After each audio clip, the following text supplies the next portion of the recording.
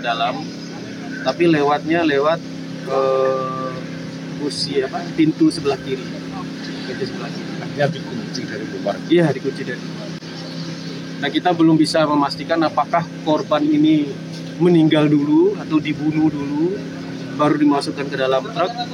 Lalu si pelaku membawa truk ini masih menyelidiki di dalam. Sejumlah pengunjung rumah makan di dusun Desa Bajulan, Kecamatan Saradan, Kabupaten Madiun, digemparkan dengan sosok jenazah Rabu petang 17 Juli 2024. Posisi jasad nampak terbujur kaku di dalam kursi kemudi truk dengan nopol AB 8196 PK yang terparkir di halaman rumah makan dan sudah mengeluarkan bau menyengat.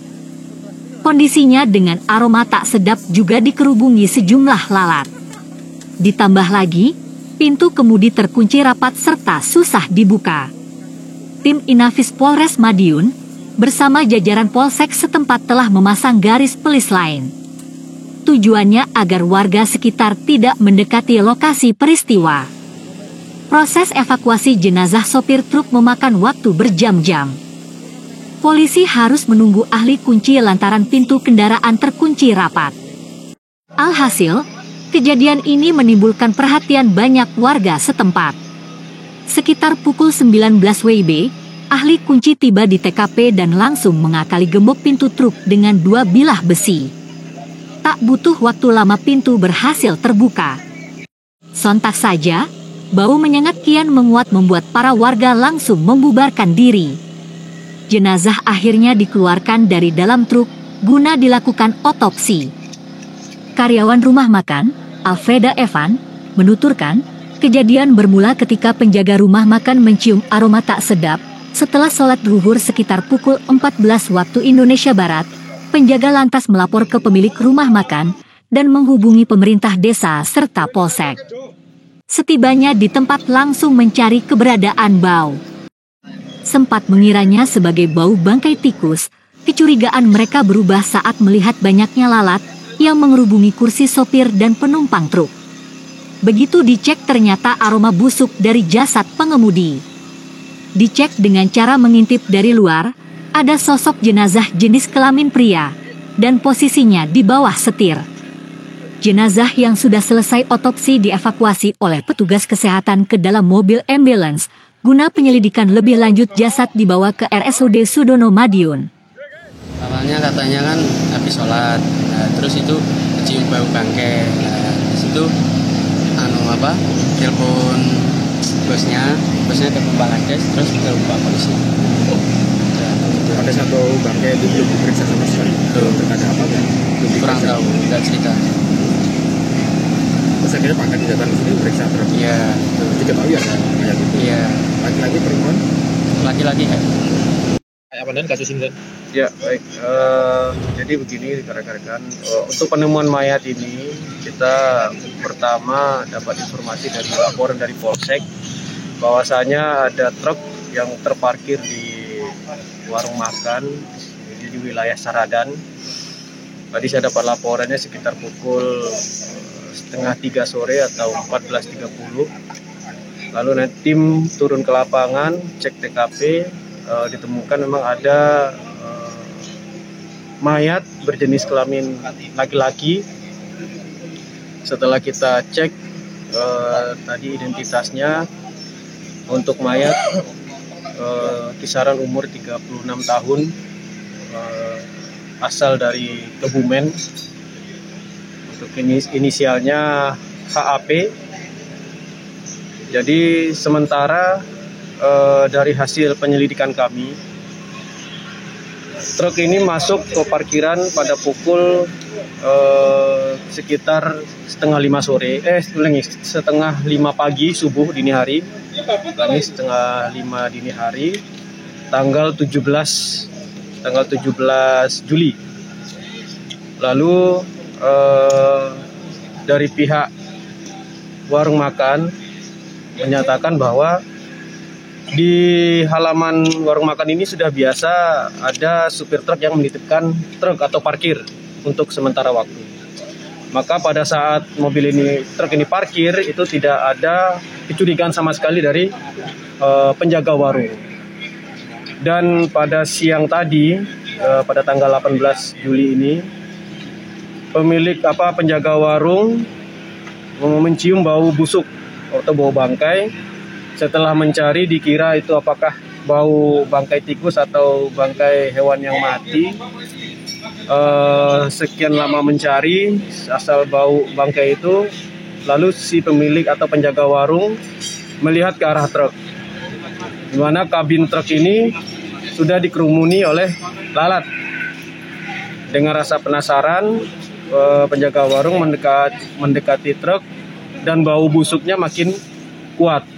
Setelah itu penjaga warung melaporkan ke pemilik warung, dan pemilik warung Pak Haji menghubungi Balura, dan berjenjang Balura juga melaporkan ke Babin Kamtimas, dan Babin Kamtimas melaporkan ke Kapolsek Saradan.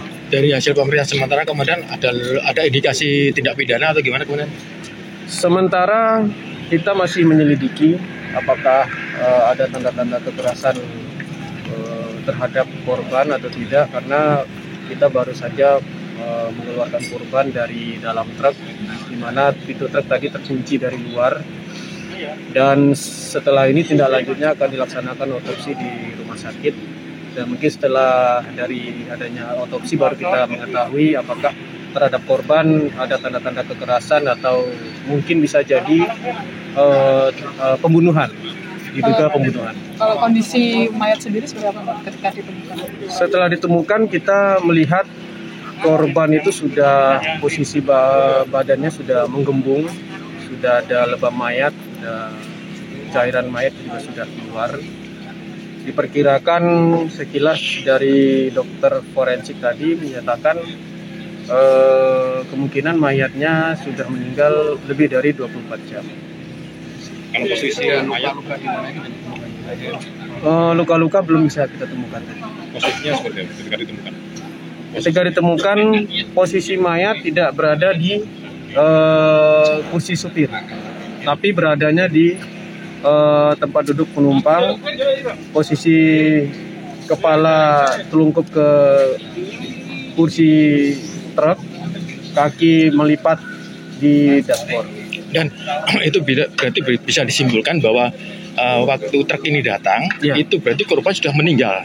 kita bisa asumsi mungkin demikian, karena dari hasil kita penglihatan CCTV, truk itu masuk, namun dari pintu supir itu keluar seseorang, orang yang tidak dikenal, dan dari pintu penumpang itu tidak terbuka sama sekali. Dan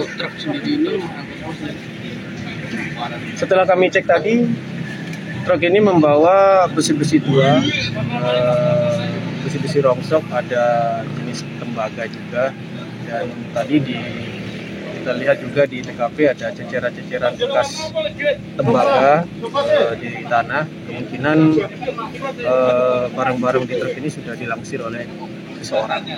Kita temukan korban yang meninggal di dalam, terus adanya posisi terpal truk sudah posisinya terbuka, dan barang-barang sebagian sudah hilang. Setelah itu kita tadi menemukan juga identitas KTP korban dan ya alat-alat yang biasa dibawa korban juga. Namun kita belum menemukan alat-alat atau benda-benda yang mencurigakan atau yang digunakan oleh pelaku indikasi pembunuhan. Untuk alat komunikasi sendiri kan milik korban ditemukan tidak? Tidak ditemukan. Tidak ditemukan. Berarti mengarah ke indikasi perampokan atau gimana? Iya, kita bisa berasumsi demikian. Berarti posisi si korban ini dikunci di dalam kabin gitu? Iya, posisi pemilik. Jadi kita mengecek tadi plat mobil, sehingga kita mengetahui siapa pemilik mobil dan pemilik DO barang rongsok itu. Informasi dari pemilik itu truknya berangkat dari Jogja untuk mengantar barang ke Porong Sidoarjo. Barangnya itu isinya adalah berupa besi tua atau tembaga-tembaga.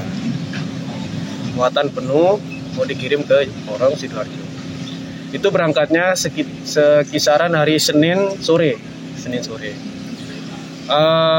Pada tanggal 17 dini hari tadi, mobilnya baru parkir di sini. 17 dini hari Setengah 5 tadi. Betul ya Pak? Dari Tanggal 16. tanggal 16 ya, ulangi tanggal 16. Seralah tanggal 16 dini hari. Berarti hari Selasa. Hari Selasa dini hari tanggal 16 sudah parkir di sini setengah 5 dan proses pemindahan barang tadi pun terjadi jam setengah 5 itu. Dan kita mendapatkan laporan tadi siang. Berarti dari CCTV itu kan tadi disebutkan ada satu keluar dari kendaraan. Iya. Berarti indikasinya ada berapa pelaku? Nah, kita belum bisa memastikan. Yang jelas dari terpantau dari CCTV kita melihat ada 2 orang yang berkeliaran. 2 orang berkeliaran itu Iya. termasuk si korban ini? Bukan. selain Berarti selain korban. Mungkin bisa jadi selain korban.